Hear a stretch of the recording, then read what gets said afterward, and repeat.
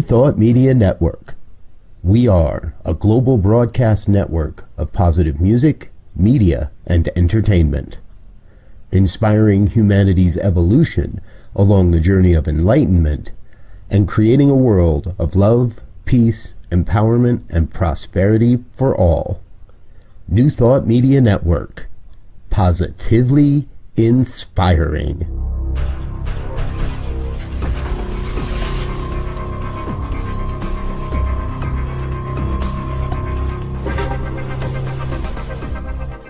Live from a secure concrete bunker somewhere in Ohio, New Thought Media Network presents Pastor Michael Mangus with Friday's Fireside Chat, spiritual conversation for today. Here he is from the secret radio room, surrounded by thousands of watts, Pastor Michael Mangus. Oh, absolutely. Well, hello there and welcome. We're back from our summer hiatus. How about that? Again, good evening to everyone in the United States and also around the world. It is time once again for another fun-filled, thrill-packed, and yes, guaranteed, always exciting edition of the Friday evening Fireside Chat here on your New Thought Media Network.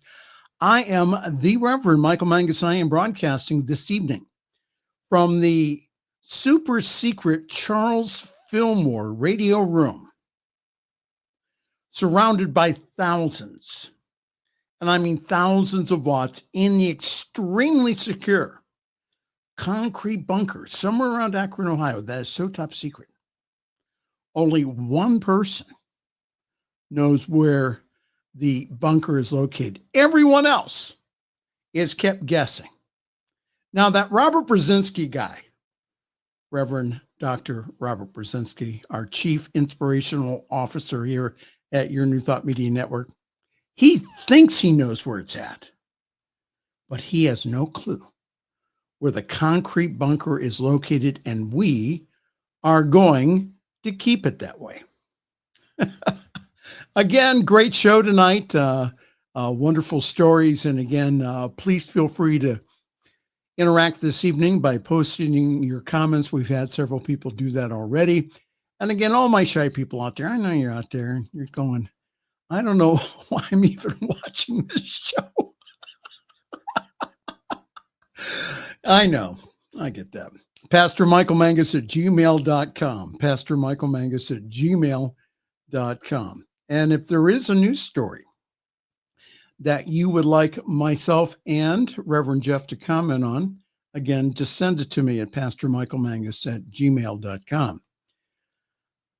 Well, the purpose of our fireside chat is to get our beverage, and since the nights are getting cooler, to start the fire up and sit around the hearth and to talk about contemporary issues from a new thought / spiritual perspective.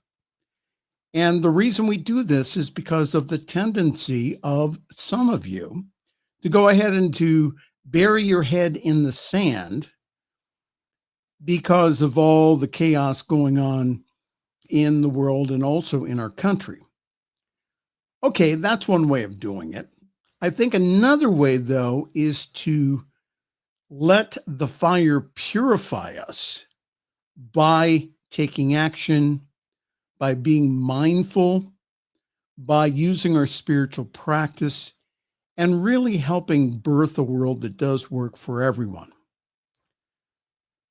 This evening, all the way from the great state of Tennessee, otherwise known as the state of confusion, formerly of the great state of West Virginia, we have divine science minister and, well, okay, staff commentator. He's not the co-host yet. Oh, yes, I am. Okay, well, anyhow, Reverend Jeff Radcliff, Wait who until we always has an interesting take on the news. Reverend Jeff, good evening. Good evening. Wait until I pull a 14th Amendment on you.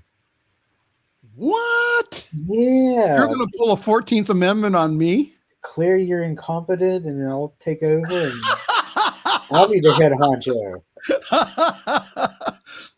Yeah. So. I can leave.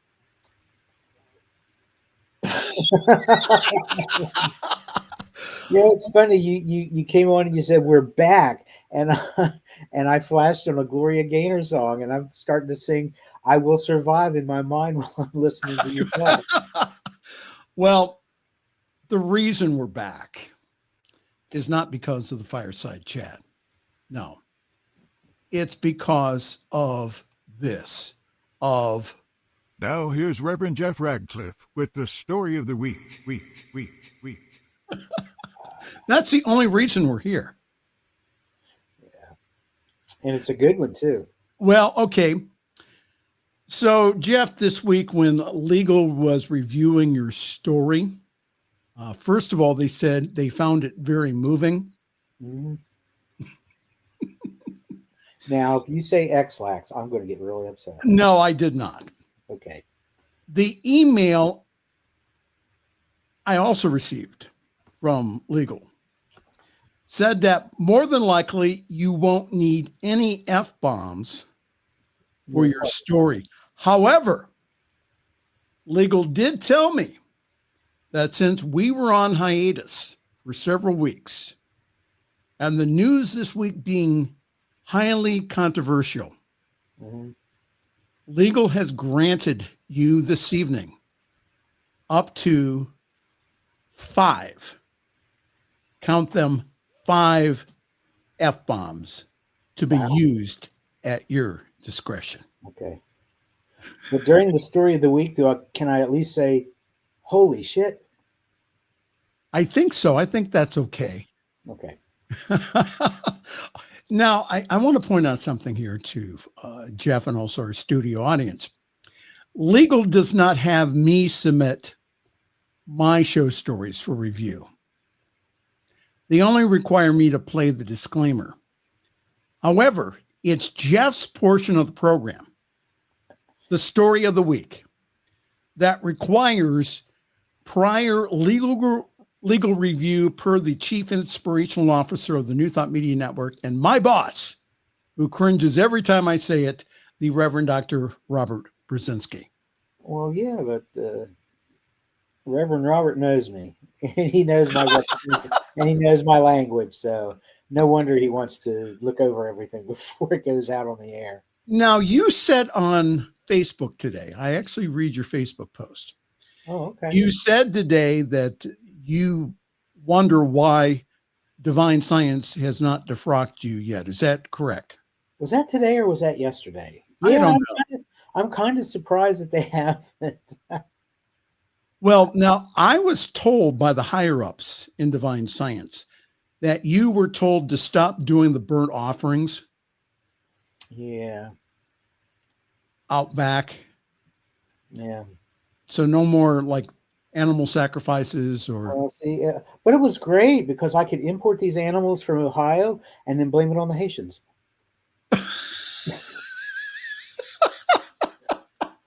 They weren't eating the pets. I was down here barbecuing them. It's a joke, people. It's a joke. It's a joke. Okay. It's a joke. Oh, I can see it already. Oh, did you see the one? Oh man, I'm going to shoot out at the Monday meeting already. Well, we did have. I posted the other day about the guy who got the call from his son's teacher. No, yeah, go ahead. Oh no, it's very dark. It's okay. Well, maybe we can. Let's just put it this way: a lot of people got upset with that one, and I was like, "Ooh, okay." So I hit it on my Facebook page because I thought it was funny. I laughed my butt off, but there are some people out there just. I know. Well, I'll tell it to you later. Okay, well that's good. Well, how was your summer vacation, Reverend Jeff? Well, I took the time to have a medical procedure, and what else did I do? Tried to recuperate. Still in the process of recuperating. It's going to be a long time, but I just did what I do, which is this. Well, cool. How did your show earlier go? It was really good. It was really good. We had Reverend Dr. Jerry Troyer from Anton. He is the board president of ANTN. He was there last week. The Reverend Dr. Ruth Miller, who was fascinating. So, yeah. I got to work several months with Ruth, and she's wonderful. I mean, just her spirit and also her knowledge is just unbelievable about New Thought. Well, what I did was weddings, like usual. And I also had a medical procedure, of which I survived. Yay. Yeah. No, I did not go in for a lobotomy. Sex change? Even though some people think I should. What now? Gender reassignment? No. I like being a guy. I really do. Okay. I'm into it. Yeah. Well, let's say hi to some people before we start. And there's Tim. I see Tim's Wayne. already here. Hi, Tim. And again, all the way from Calgary, Alberta, Canada, he is the North American New Thought Media Network heavyweight champion. He is Wayne Baldwin. Now, do we have to pay tariff on Wayne? Is that true? I think we're going to have to. I think they're getting ready to really kick him in hard. So sorry, Wayne, we might not be able to afford you anymore. Well, I'll tell you what, it's been an interesting summer because that a lot of the Canadians have canceled their travel plans to the U.S. Mm-hmm. So there are some areas, especially up in New England, that are very popular with the Canadians that they just went ahead and they called up and they said, not this year. Mm-hmm. Isn't that interesting? Yeah. Kentucky's getting hit hard with the tariffs. Tennessee's getting hit hard with the tariffs. Kentucky because of the bourbon. Tennessee kind of sort of because of the bourbon, but because we have several automobile manufacturing sites here. And of course, some of the parts can't be manufactured here. They have to be manufactured overseas and brought in. Of course, that jacks up the price of the car. Right. So, yeah. Well, Tim is saying he understands that we have to cover our assets here. So that's the reason why we have to take your stories, not mine, but your stories to legal. But you have up to 5 F-bombs this week. How did you get that? I guess Rev Doc likes me. All right. We have put it off long enough, ladies and gentlemen. Yeah, let's do it. It's the news. And the occupation of Washington, D.C. continues by the National Guard. The D.C. deployment, though, is questioned as Trump's crime emergency is set to expire. This is from NBC4 Washington station there. It says, as D.C. officials blast the Trump administration's federal surge in the nation's capital, many are questioning how much longer National Guard troops and federal agents will patrol the streets. The public safety emergency that Donald Trump declared for D.C. last month is due to expire in a few days on September the 10th. There's a lot of questions about what happens next, but few on the record answers. Well, what's going to happen is this. If Congress doesn't extend the emergency, that would allow Trump's takeover of the Metropolitan Police Department to expire on Wednesday. So they have to do something. They have to vote on it, and it looks like they're not going to. The Washington Post and also Politico reports that the U.S. House won't vote to extend the emergency. House Speaker Mike Johnson was asked about a vote on the crime emergency and whether there would be additional votes on other D.C.-related proposals in Congress, including forcing tougher policies on youth crime. So, a social post media put out by the D.C. National Guard on Thursday caused some more confusion. The post says that deployment of the Guard would be extended through November the 30th, leading to believe that some of the soldiers would continue to patrol the city streets for several more months. However, the D.C. National Guard says that the extension is an administrative matter that ensures that those deployed will not lose pay and benefits. And the extension only applies to the DC Guard. It does not extend to the National Guard troops sent by several Republican governors, including our own, or my own, Governor Mike DeWine. All right. So here's the thing, though. The DC Guard get to keep their pay and their benefits. The other guys are losing out on this thing because being deployed as a National Guardsman to another state for things, you end up, it's almost like serving on jury duty. Yeah, you get to keep your job when you're done, but you're getting paid so much less than what you would have been making. So if you're in a combat zone, you get paid that rate, correct? Well, you'll also get hazard pay for that, which might, bump it up a little bit. But if you're working in the private sector as a civilian, making, $5,000, a week, you're not going to get that working, in a guard, even in a combat zone. Well, it seems that we have so what they did was they brought in 2,000 National Guard troops. The contingent of National Guard soldiers have been divided into serving the safe and secure mission. So half of them have been deputized by the U.S. Marshal's office to arrest, but the other half have been assigned to gardening, a beautification task force.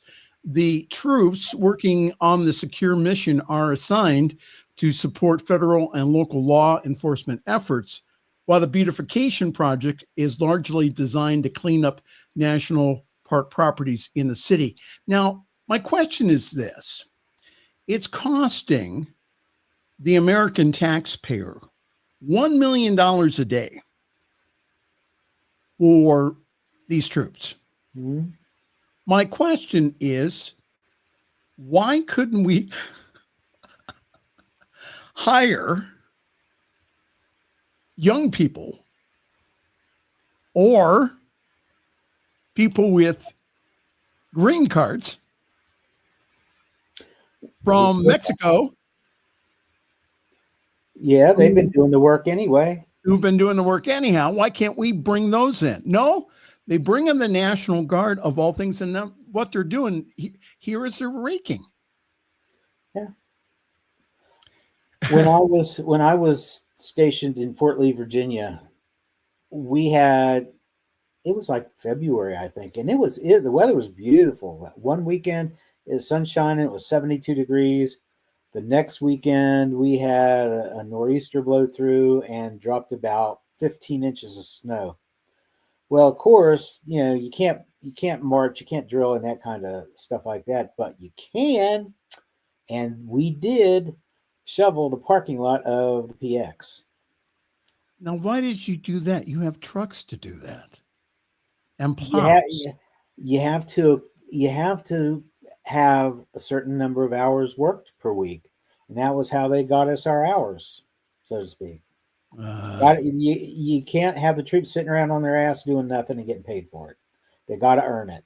So that's well, as of Tuesday evening, they're saying that the Joint Task Force DC said that there had been a 37% drop in carjackings in DC, a 50% decrease in robberies, and a 23% drop in violent crime since the mission began.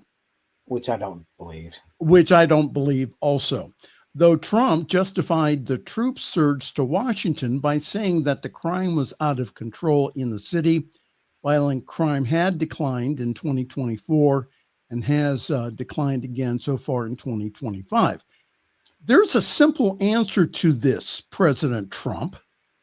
Just go ahead and defund the police. That's all you have to do. People don't like that term. What, fund the police? Yeah, they don't understand it.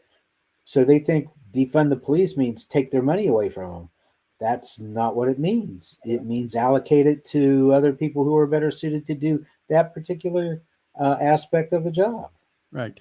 Well, some of the soldiers have been doing things like replanting grass, and what we just saw was raking leaves. The one of the police officers said that some are now referring to the troops as the National Gardeners, which he believes is also very deflating for them. And it says this is from the Joint Task Force DC. It says that to date, guardsmen have cleaned up more than 3.2 miles of roadways, collected more than 500 bags of trash, and disposed of 3 truckloads of plant waste in coordination with the U.S. National Park Service. Also, that they have also moved homeless people from tent areas in and around the D.C. area. Which is probably why they were actually sent there, but that's just... Well, more likely is Donald saw a homeless encampment and said, well, I have the National Guard. And for those people who are wondering why we're even talking about this, my question here is, why wasn't the National Guard called out on January 6th? When we did have an insurrection.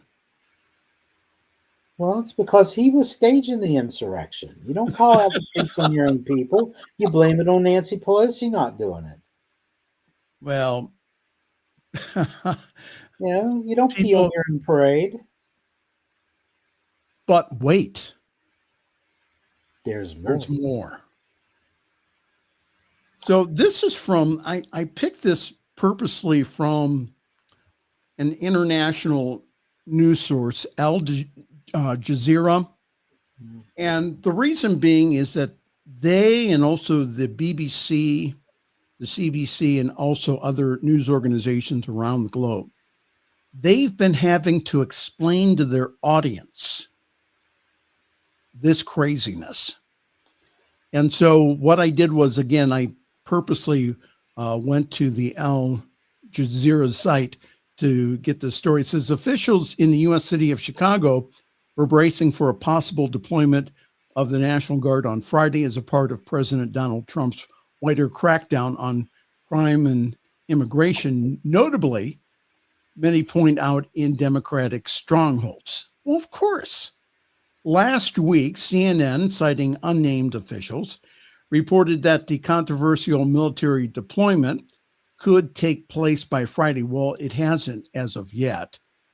And that the National Guard might be ready to patrol the city on Saturday.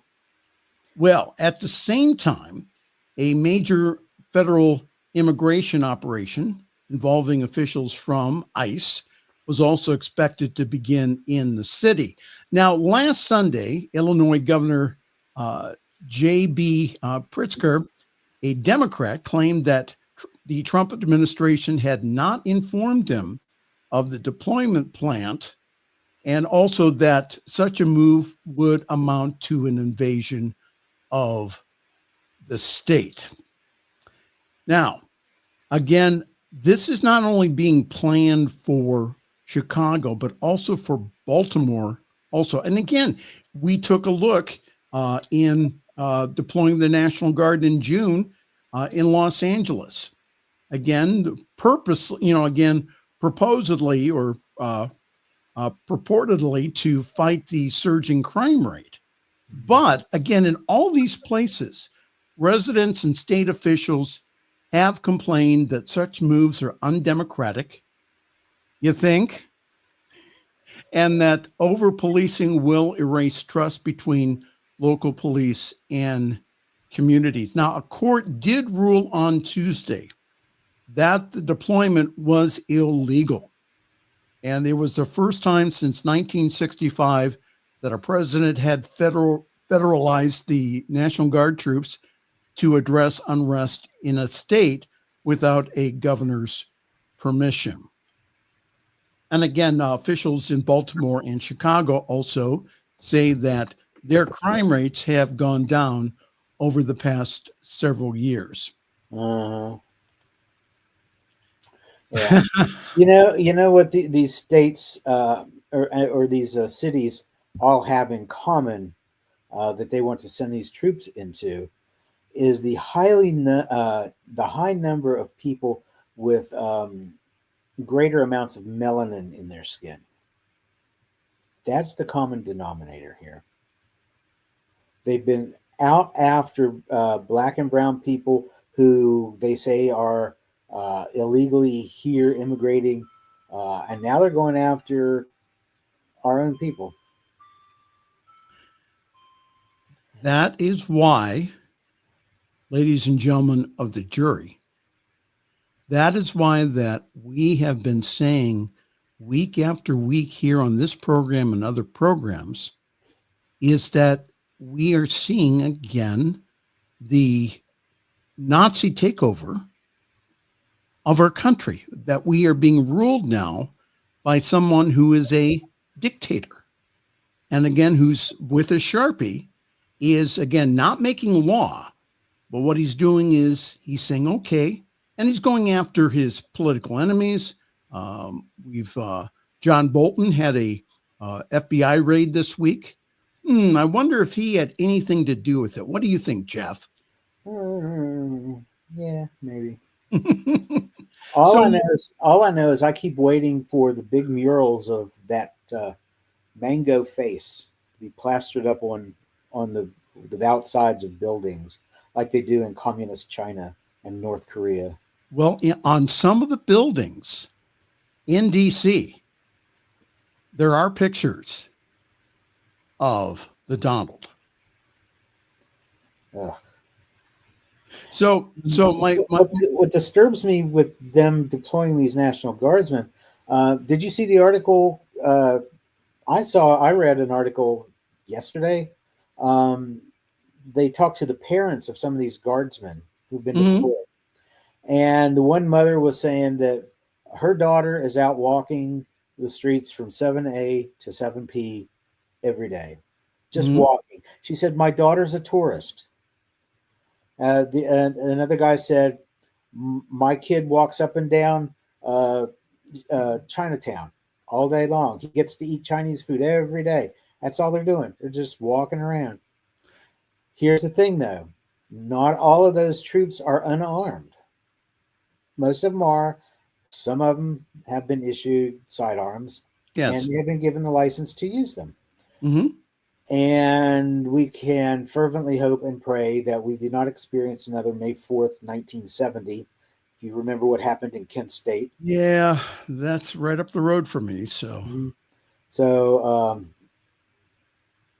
and I have to give huge props, not only to Chicago Governor J.B. Pritzker, but to Illinois Governor, but also Chicago Mayor Brandon Johnson. Yes. You showed his picture there. J.B. Pritzker was in the background. I like the fact that they're saying, no, we're not going to allow you to send these people into our state, into our city. The only thing is, they said that, and it was really cool, and everybody's getting behind that. And then over Labor Day weekend, they had a lot of shootings, and some people got killed. Yes. And I'm thinking to myself, this is not good. This just bolsters what Trump has been saying, talking about the violence. But it's a lot less, though. Yes, Chicago has been known to be a violent city. However, that the violence has gone down considerably in the past few years. So what concerns me here is what city is going to be next here. I mean, they could go ahead and they could put troops in Cleveland. They could put troops in Cincinnati. Any place that, again, that there's they could put troops in Akron. We have a Democratic governor, Democratic mayor.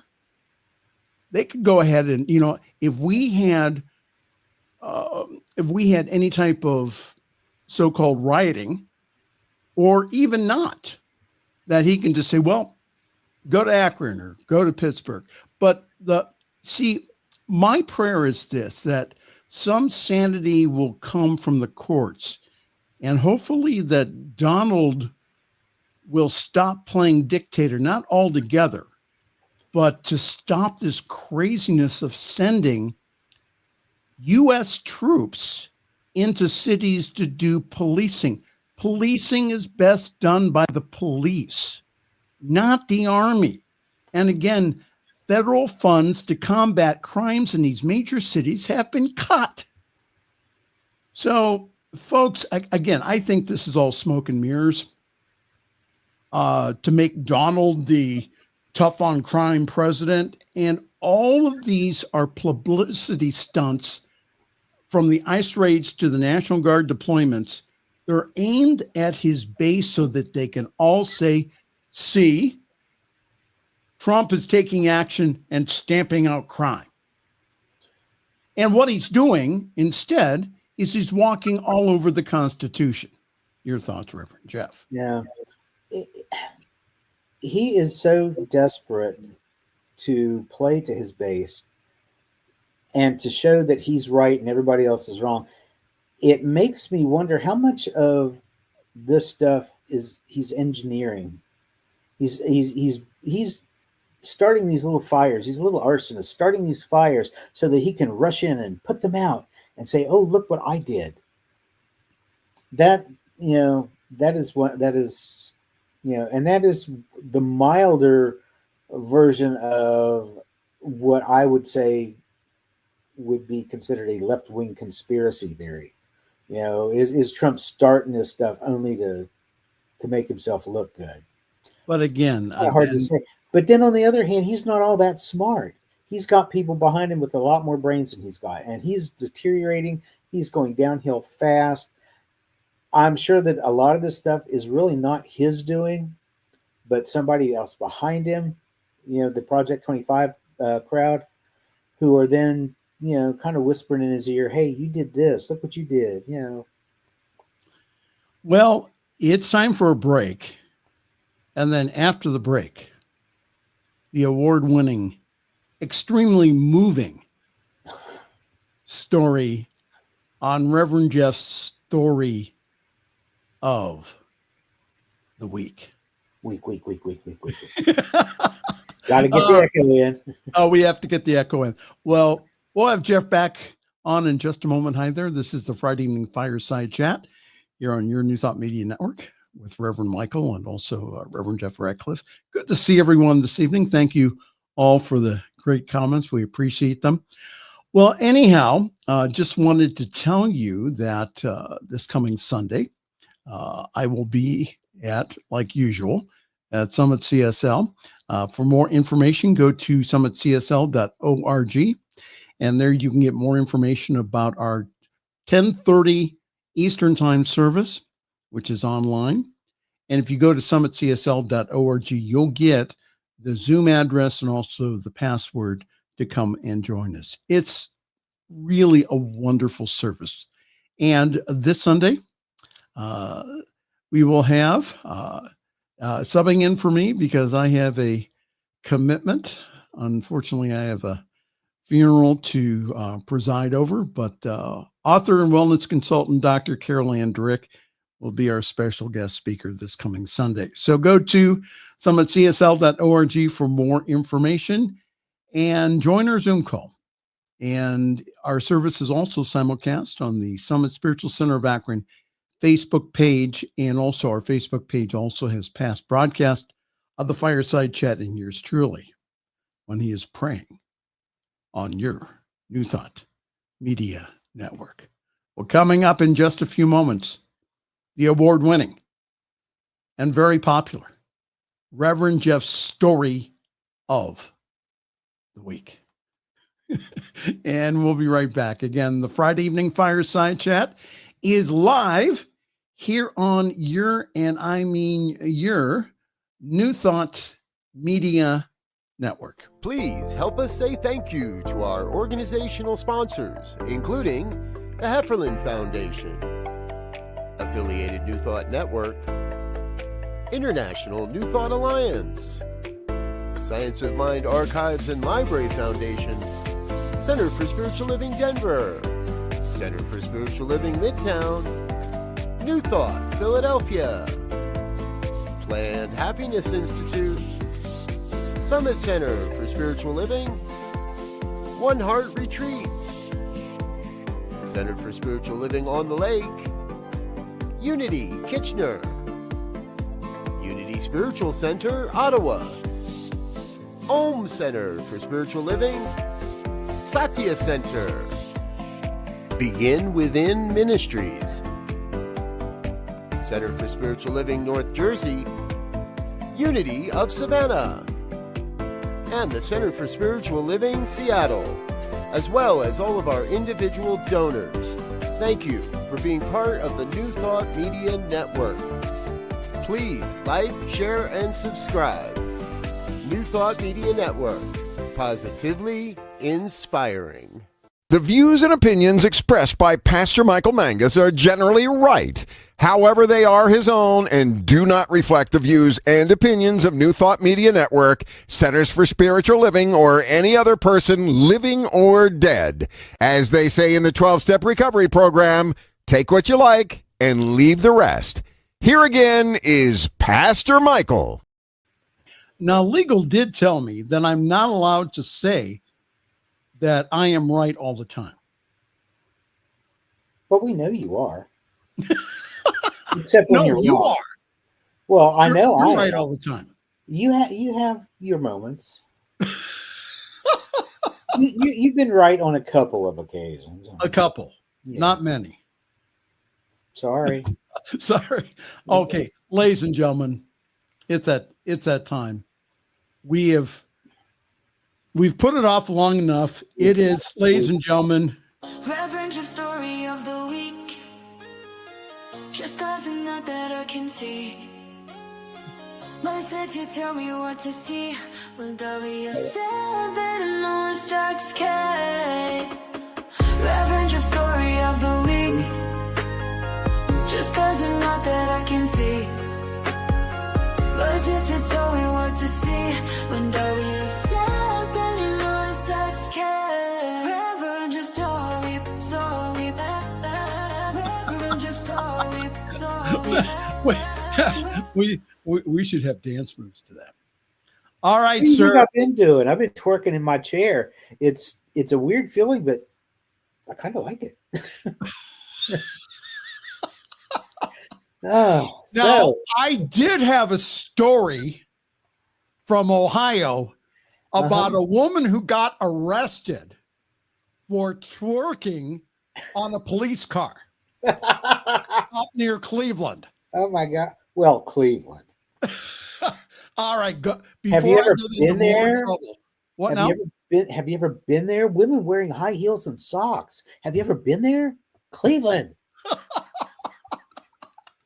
Now, don't down Cleveland, okay? That's an old riff on that's a riff on an old Joan Rivers joke.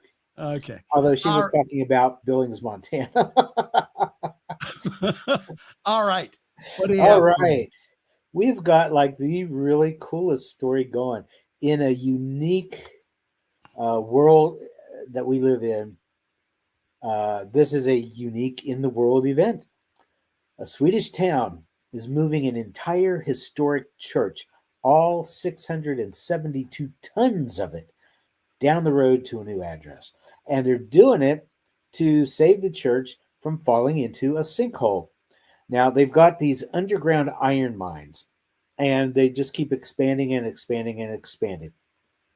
And so this part of town where this church is located, it's called Kiruna Kirka. It was built in 1912 for the Lutheran community of Kiruna. The church and several other buildings around it are being moved over the next 10 years as the mines continue to expand.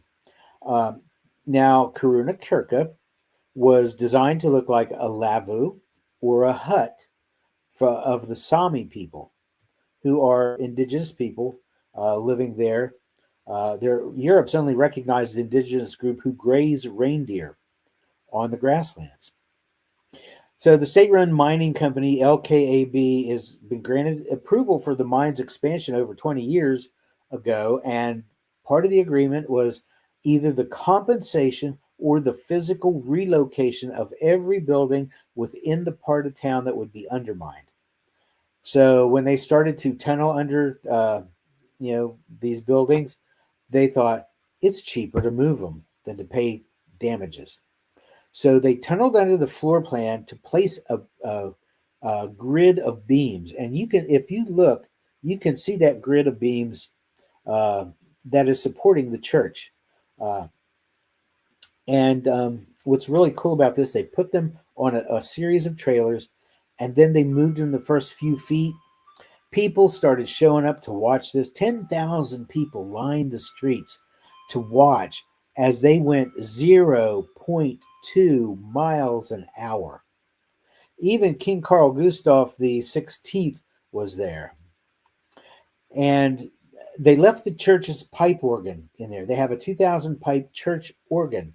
They wrapped it and packaged it so that it could stay there and not need to be removed from the church and reinstalled later. The bell tower, which is a separate structure, they moved the following day. So you've got this guy who stands in front of the church as it moves, and he controls the 224 wheels on a trailer below, kind of like a little man with a giant, incredibly slow remote-controlled car. So the church is only one of 24 cultural buildings in the Arctic town that's going to be moved. Tens of millions of dollars have been allocated by LKAB for moving and compensation for the buildings that are not going to be moved. And the company's chief executive officer told local reporters that without its historic church, which the Guardian newspaper described as one of Sweden's most beloved antique buildings, there could never be a town of Kiruna, and that moving it was the best, only, and the imperative option. So there you have it. See, that's why I said it was moving this week. Yeah. But I forgot to use my holy shit in the middle of talking about the church. Holy, you get it? You didn't. I forgot. Yeah. Oh, well. And you haven't used an F-bomb yet. Haven't used a fucking F-bomb yet either. So, no, I'm behaving. I'm behaving. Why? Today. I don't know. Oh. I have no idea. I don't know. Well, we have a couple more stories here, and I don't know. I think you're going to probably want to use one of them. Coming up here. It's not about Kid Rock in it, does it? Kid Rock? Yeah, he's not in this story, is he? No. Okay. But that will guarantee one. Unfortunately, 2 children were killed, and I think 17 were injured during a shooting at a church in Minneapolis. An attacker fired a rifle through the windows of a Roman Catholic church in Minneapolis, where children were celebrating their first Mass of the new school year on Wednesday. And the report from the mayor's office was during the Mass, a gunman approached on the outside of the building and began firing a rifle through the church windows towards the children sitting in the pews at the Mass. Shooting through the windows, he struck children and worshipers that were inside the building. The shooter was armed with a rifle, a shotgun, and a pistol. This was a deliberate act of violence against innocent children and other people worshiping. And the mayor said, now don't just say that this is about thoughts and prayers right now. These kids were literally praying. It was the first week of school. They were in church. These kids that should be learning with their friends, they should be playing on the playgrounds. Look at that. Wow. And again, I attended a Catholic grade school, and I remember going to Mass. So my heart just goes out to these parents, and that I go ahead and I start opening my big mouth on Facebook because I hang around you too much. Yeah. Well. You could do worse. So anyhow, a couple more comments. It says, Ellie Mertens, who's 25, she's a youth minister at the church, said she was sitting with the children in the pews when the bullets started ripping through the windows. The shooting lasted for around 2 minutes. Ms. Mertens said that I was just a few feet away from this window where it was. The pews saved my life. So what they had the kids do is go under the pews. Now, are they going to have to start doing that at Catholic schools now? Is start having drills when they go to mass? Because again, I remember that, all the grade levels, we had our separate rows at church, and we attended maybe 4 to 5 times a year. Wasn't that often, but we did attend. So, to go ahead and to have someone start shooting like that, it's just insane. Mayor Jacob Fry of Minneapolis said at a news conference that you just can't put into words the gravity, the tragedy, or the absolute pain of the situation. Mr. Fry, a vocal advocate for stricter gun laws, added, "Don't just say that this is about thoughts and prayers right now. These kids were literally praying." And I've been hanging around Jeff for a while, and I have learned the art of shift disturbing.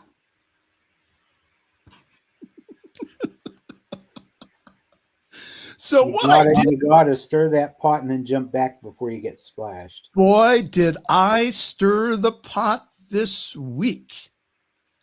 So I put up this meme after the school shooting and said that this was the response from someone that I've known since high school, who's a Trump supporter.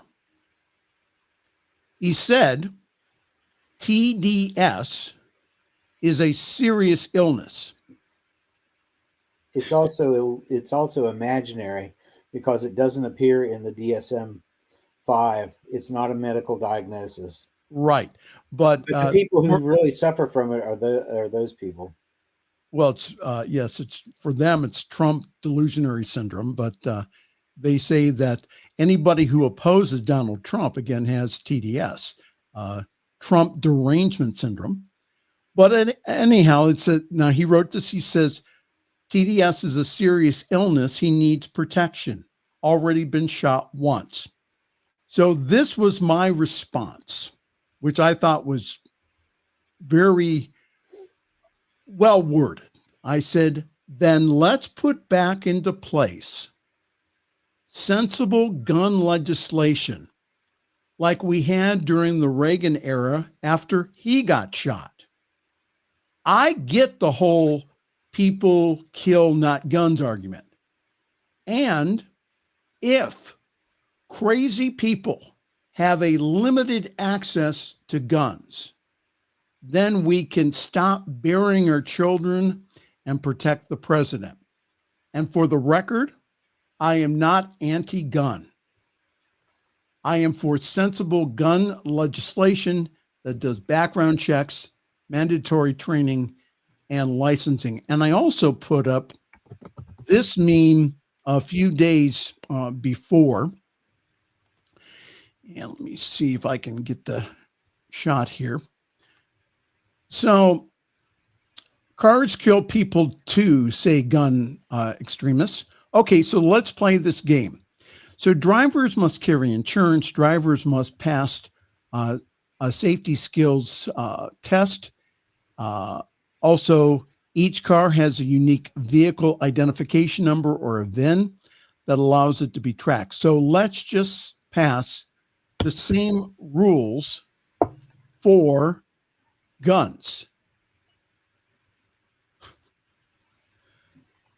Now, I can get behind that. Now, Robert Brzezinski and I, the Reverend Dr. Robert Brzezinski, who you and I call Rev Doc,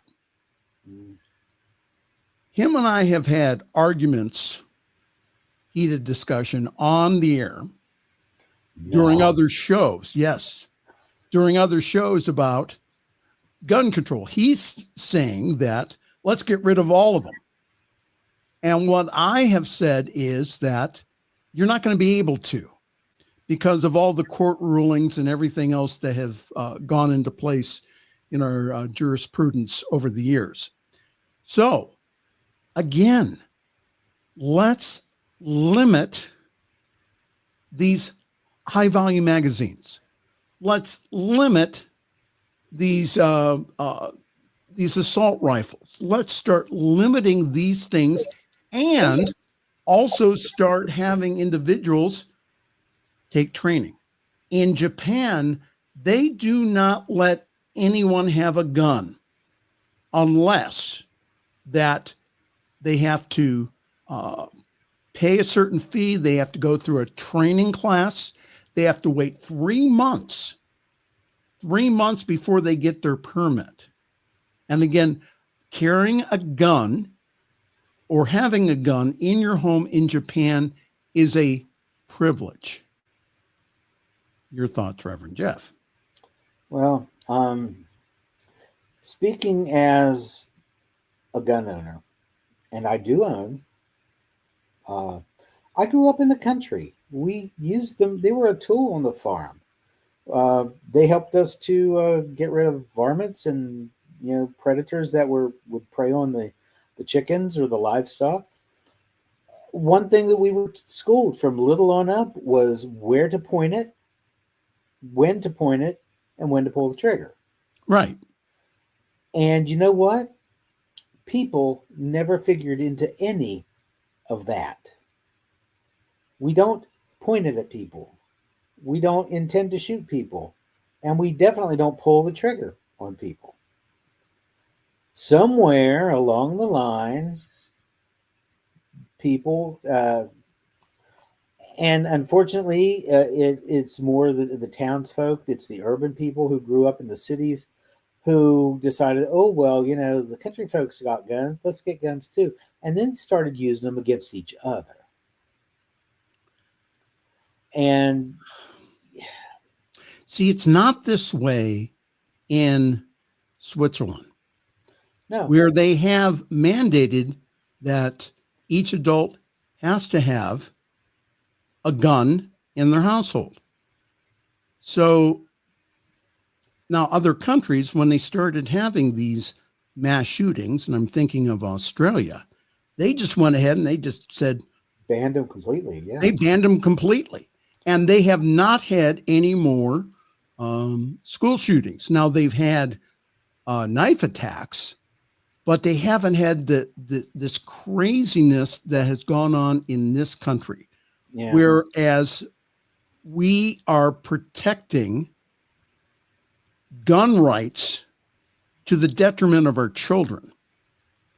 So that's, again, I'm saying that what needs to happen here, and again, I don't think that you're going to do in Australia here, but I think that people having common sense gun legislation. I know a lot of gun owners.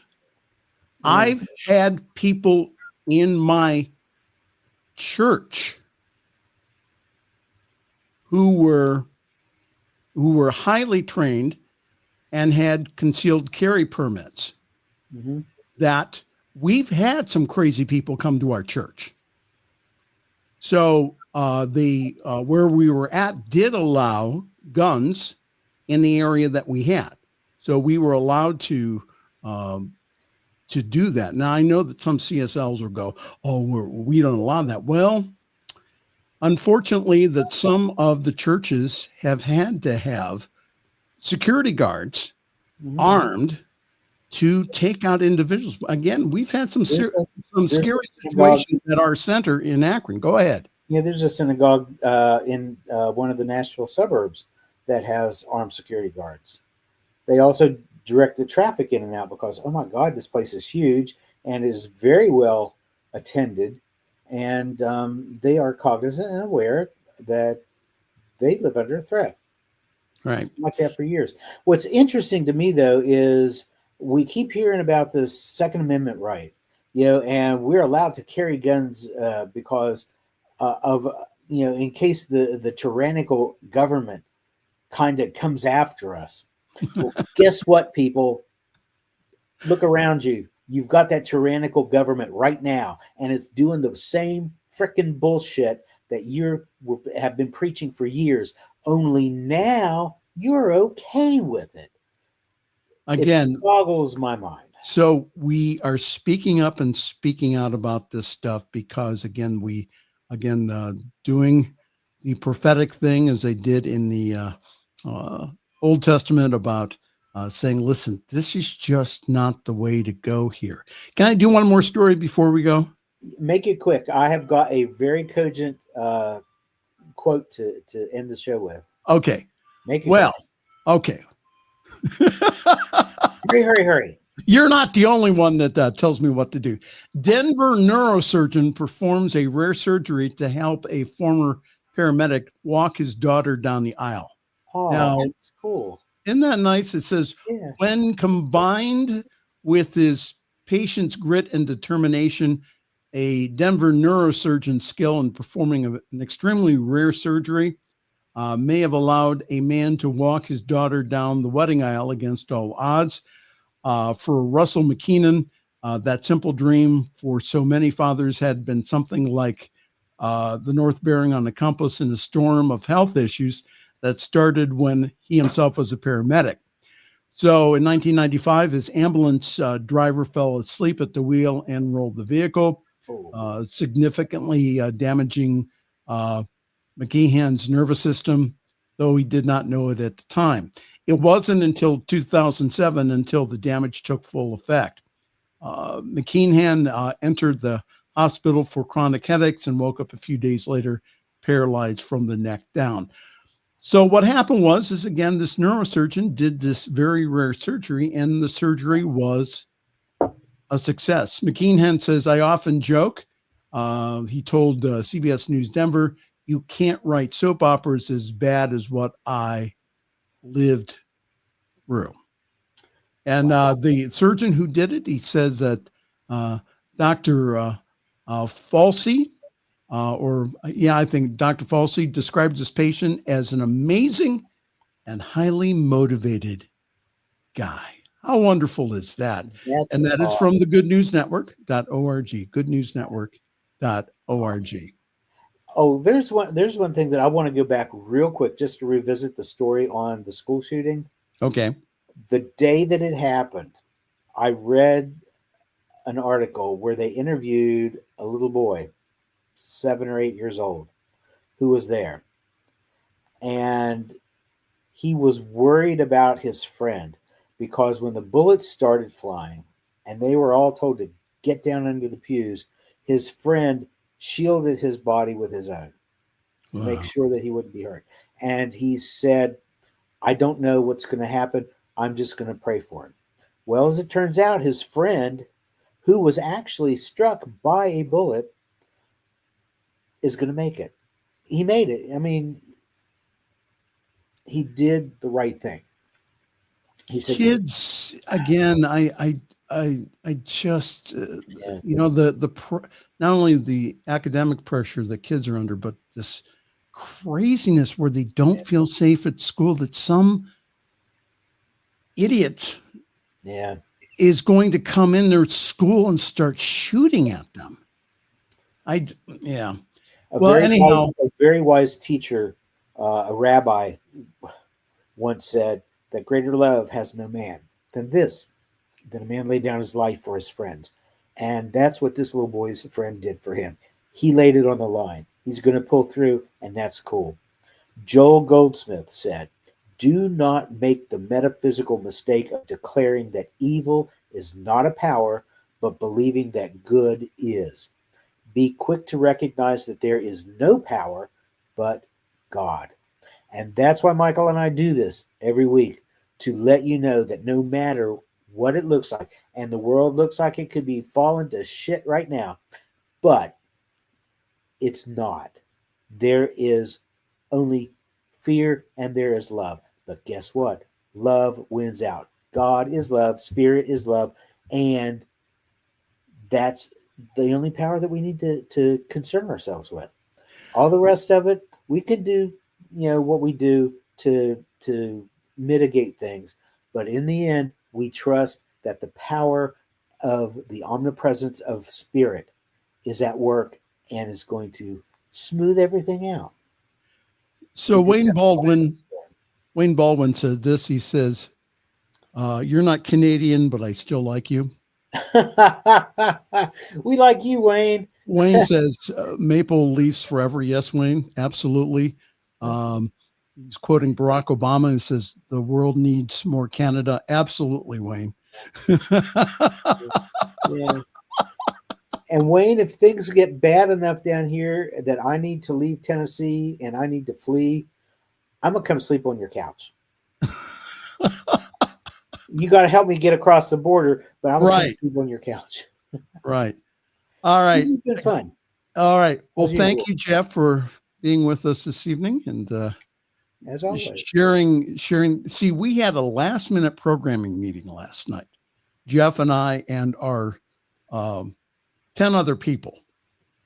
Really, it was just Jeff and I. Yeah. And we said, "Okay, should we do a show or not?" And Jeff said, "Man, I have a lot to talk about." I said, "Okay, we'll just do the show." Yeah. Well, thank you, sir. Like always, again, your earlier show is at 4:00 Eastern time. And that's everywhere. Yeah. Yeah, that's Divine Science Everywhere. And you can also see that on replay on YouTube. So we're gonna say goodbye to Jeff here, and goodbye to you again. Thank you for joining us this evening. We love you. We appreciate you. Again, keep the faith. Keep doing your spiritual practice. Do not let your hearts be troubled, as a master teacher taught us. Again, it's probably going to get a little worse before it gets a little better. But again, that we have two options when there's fire, either to let it burn us or to let it purify us. And I'm encouraging people to do the second one. Let it purify you. All right, time for us to go. Thank you again very much. Join us again next week for another fun-filled, thrill-packed, and yes, always exciting edition of the Fireside Chat here on your New Thought Media Network. I am Reverend Michael Mangus, and I'm going to wish you a very pleasant good night and also sweet dreams. Thanks for joining us this evening for Friday's Fireside Chat with Pastor Michael Mangus. Join us again next week at 8 Eastern, 6 Mountain for more spiritual conversations for today. For more information and replays of past shows, please visit the New Thought Radio and Media Network's Facebook page. Until next week, may God bless you richly and abundantly.